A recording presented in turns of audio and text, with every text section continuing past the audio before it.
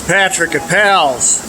I'm back with the 73 TR6. Jack's getting in. This is the first start since we rebuilt the carbs. Now, these carbs haven't been set up, so it may not run right now, but it's going to start right up. We've got new gas in it. Carburetors have been gone through. Got to pump some fuel up to the carburetors. That takes a little bit of time. Look at there. She's up.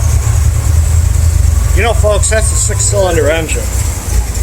Listen to that exhaust. Whoop, she stalled on us. She ran out of fuel. Listen to that.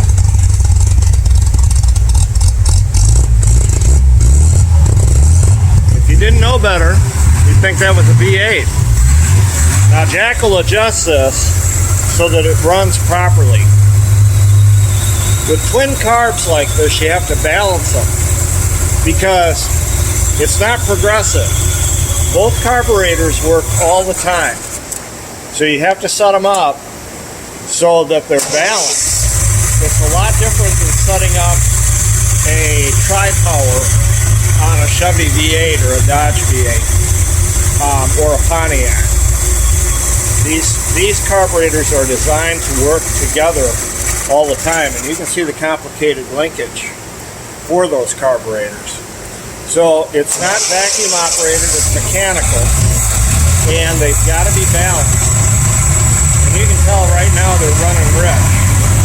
But Jack will get that figured out and get it fixed with his experience.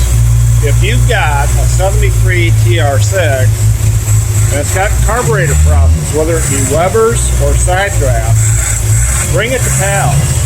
See you soon.